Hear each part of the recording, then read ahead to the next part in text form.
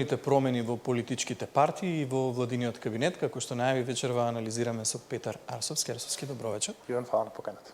Гледаме дека сите од секого бараат промени во нивните редови, но реално што може да се очекува или каде се потребни промени за да може да се продолжи со едно нормално функционирање? Тоа е на граница на политичка пристојност, кога некоја политичка партија ќе советува на некоја друга политичка партија што таа треба да смени во сопствените редови. Не сум голем застапник на таа теза, мислам дека политичките партии сепак нивните гласачи и нивните членови треба да одлучуваат што ќе се случува со нив, но има некои работи кои се очигледни, кои не можеме да ги спориме, и тие во прв ред ги допираат оние партии кои немаат добри вести од изборите, тоа се пред СДСМ и ДУИ. Кај ДУИ е поедноставна работата, ДУИ има проблем со политичкиот производ, едноставно нивниот политички наратив остана заглавен во времето од Охридскиот рамковен договор, а политичкиот пазар во меѓувреме еволуираше.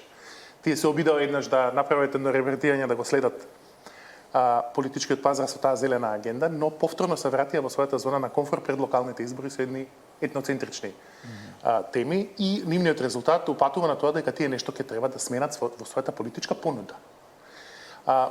Генерално заклучокот е дека гласачите со ниската излезност праќаат порака дека не се задоволни од вкупната политичка понуда, но кај СДСМ, која е втората партија која има таква порака од локалните избори, оваа криза е повеќе слојна. Не е само криза на политичкиот производ. Тоа е криза на идеологија, левицата не поминува добро никаде во светот.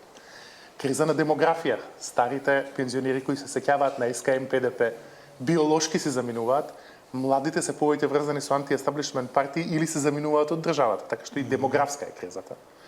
Има криза на лидерство, се разбира, има криза исто така на политичкиот производ. Така што предизвикот за СДСМ е поголем и доаѓа во време кога секогаш партиите во прва фаза сите се винови освен тие самите. Па потоа се винови нивните сопартици, но не тие.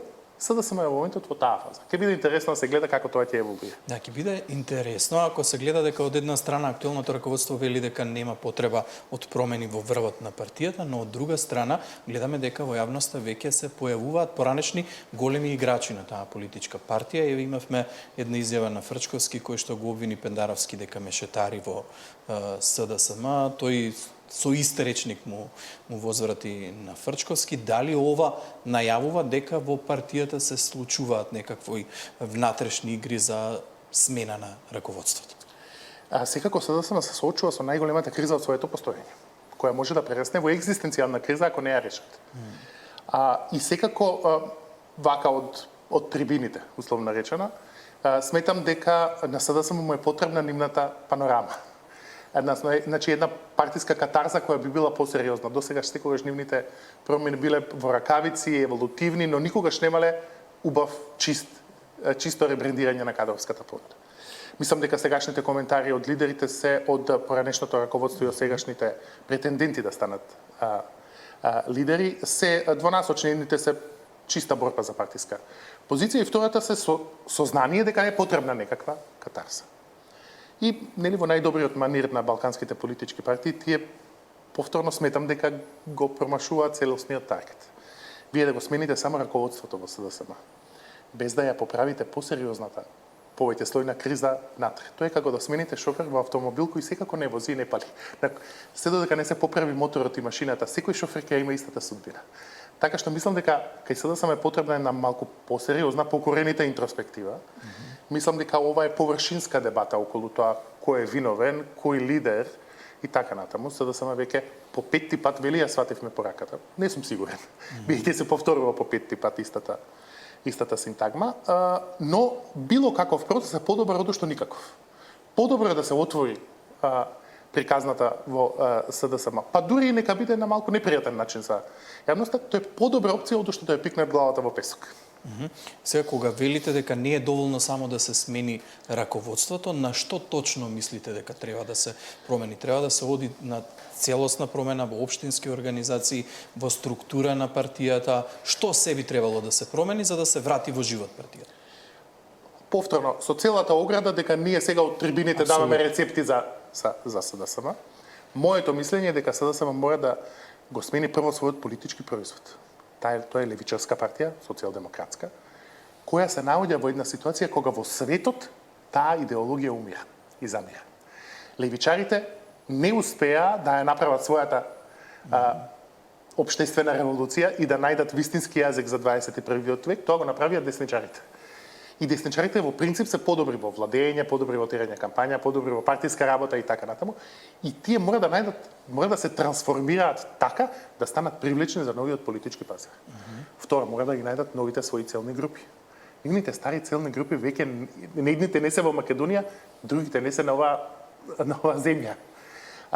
Трето, мора да сменат бренд во смисла на лидерство, но и партиска доктрина. И најважното е, мора да ја поправат својата партиска машинерија. Мора да ги ревитализираат општинските, местните организации, се не знам како ми изгледа таа партиска инфраструктура. Тоа е моторот на кој мислам. Тоа е моторот кој вие не можете да имате сериозна партија ако немате капацитет да тропнете на секоја врата во Македонија за време на изборите.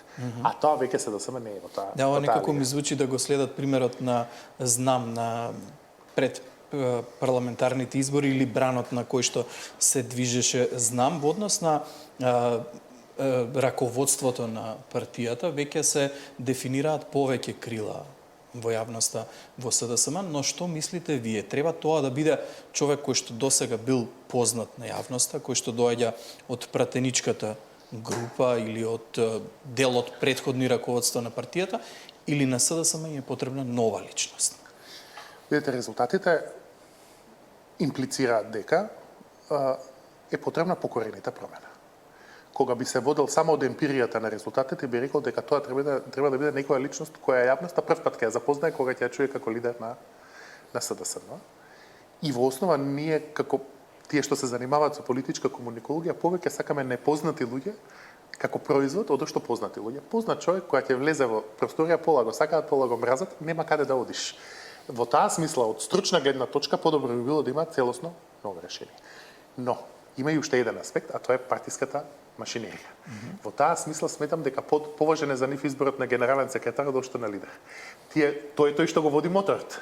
Така што тие двајца во тандем се многу комплициран тандем да се најде и истовремено лидерот треба да биде таков кој нема да ја зголеми дисипацијата на партиската инфраструктура, туку ќе ја собере. Бидејќи се тие во едно кризно сценарио, може би е упатно да ги соберат сите што некогаш нешто добро му мислеле на СДСМ и заедно да седнат и да поразговараат во рамки на таков еден форум, што е вистинскиот начин за партијата. Јас го кажувам ова што го гледа јавноста и ова што го кажуваат резултатите. Сепак може би тоа не е најдобрата формула за нив, како што на пример повиците за смена на Али Ахмети, ако тој ги послуша, може да донесат до дезинтеграција на Дуи. Може би Дуи не е Дуи без Ахмети. Така што треба да се биде многу внимателен кога се дели совет од страна што партијата да направи. Ова е тоа што го кажуваат резултатите во моментот. Можно ли е враќање на отпишаните од СДСМ? Како не е можно? Видете, партиите кога се наоѓаат во една екзистенцијална криза, имаат неограничен капацитет да прават глупости додека не најдат вистинско решение. Така што се можат да направат. Јас и мислам дека тие треба да прогласат еден во нивен термин своз и дека треба да соберат некаква група, но не може сите тие кои би учествувале во дизајнот на новиот наратив на СДСМ да учествуват и во неговата имплементација. Има навистина таму ликови кои се уште има што да дадат во смисла на идеја, но не може да бидат активни учесници во политичкиот живот веќе. Од друга страна, ВМРО-ДПМН има закажано конгрес, но таму работите се чисти, јасни. Мицковски ќе добие нов мандат, многу посигурна позиција во однос на тоа како ќе ја води партијата, но најавува промени во владиниот кабинет. Гледаме различни мислења. Вреди веќе бара 2 министерски места за позицијата Низет Меджити. Веќе мислам дека нема име од владиниот кабинет кое што не беше споменато за промена во таа реорганизација на кабинетот. Што мислите вие? Што може да се случува во промените во владата?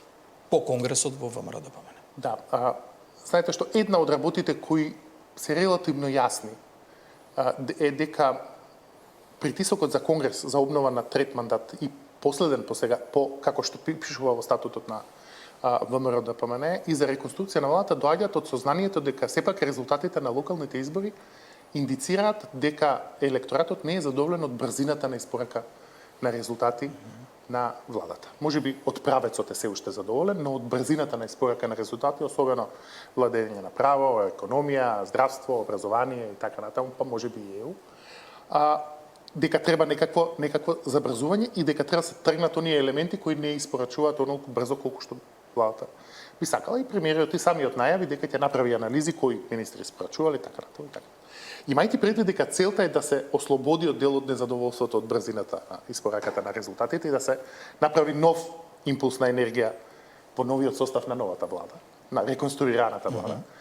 Таквиот потек има смисла само ако направите широка реконструкција. Значи, таквиот потек нема смисла ако смените 2 или 3 министри, или па дури 5, 6, 7 и така. Треба да има сериозна промена, за да се постигне стратегијата за која премиерот вели дека е позади реконструкцијата на владата. Тоа е причината зашто ги слушаме сите министри. Бидејќи може да се случи на вистина многу министри да бидат сменети во новата влада и тие што ќе останат да бидат исклучок, а не правило. Така што јас очекувам покорените промени. Кога се зборува за покорените промени, тогаш може да се зборува и за промена на сектори, и мислам дека ќе има и нов коалициски договор. И помеѓу Знаме, и помеѓу Вреди, и помеѓу ВМРО ДПМН.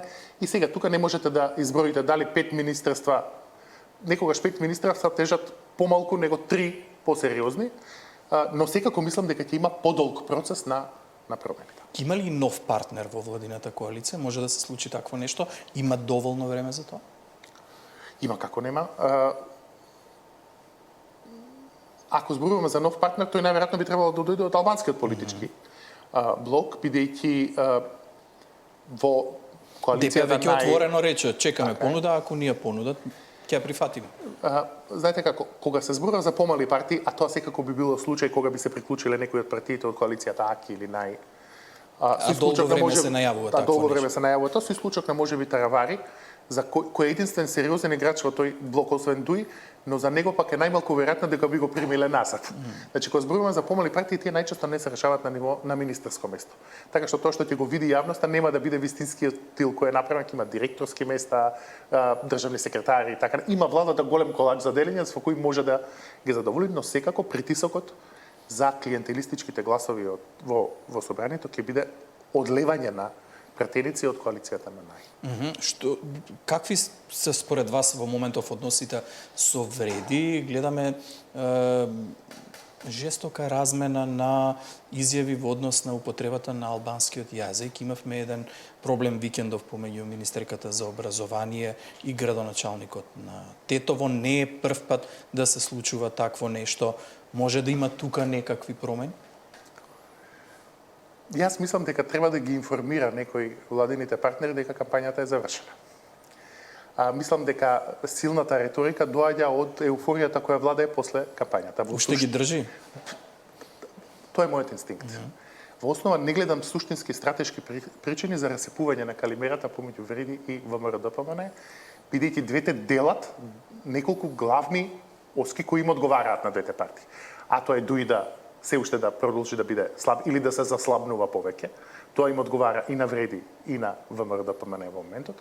А на ВМРО ДПМН особено му одговара тоа што Вреди не му прави голем притисок за уставните измени, што беше, или се разбира, една од нивните главни оски кога влегува во владата. Така што јас мислам дека кога ќе се тргне овој мизансцен што го гледаме на јавноста, кој им одговара на двете партии во моментот, не гледам суштински стратешки причини зошто тие би ги влошиле своите односи, така што јас сум склон да верувам дека ќе ги изгладат своите разлики и со вакви, можеби спорадични театарски мини представи ќе продолжат да функционираат во најдобар.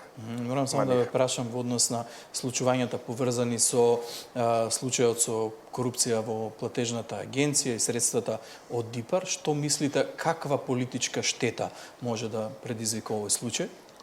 Овој случај предизвикува политичка штета и за владата, и за имиджот на државата, но и кај цинизмот на граѓаните. Во основа, граѓаните им се зголемува нивото на недоверба во владата и цинизмот воопшто кон политичките елити, затоа што ова доаѓа како серија на еден цел корумпиран и распаднат систем, кој може дури да се поврзе со трагедијата во Кочани, дека системот затајал, дека имаме масовно распространета ендемска корупција, во која е нормално да платиш за нешто што инаку секако би ти следувало како сервис од државата. Тоа е најерозивната најерозивната порака која можеме да ја пратиме, а секако краткорочни последици може да има по евентуална суспензија на исплатата на фондовите од ИПАРД, евентуална ревизија на целиот систем како се дели ИПАРД, што за Македонија не е добра порака, бидејќи ние сме релативни, сме во горната четвртина од искористеноста на парите на ИПАРД и реално добро до сега се подесивме да ги користиме. А и на владата не им се потребни такви проблеми со Брисел. Видете, владата има една активна стратегија во која се става како заштитник на граѓаните против корумпираниот систем на правосудство, судство и така натаму. Кога ќе се најде корупција во владините институции, тоа не е добра порака за нив, бидејќи го нарушува нивниот кредибилитет за целата таа приказна и се разбира ќе го засили влогот да мораат да направат нешто по прашање на криминал и корупција, па дури и да е тоа козметички, побрзо. Арсовски, благодарам многу за оваа анализа.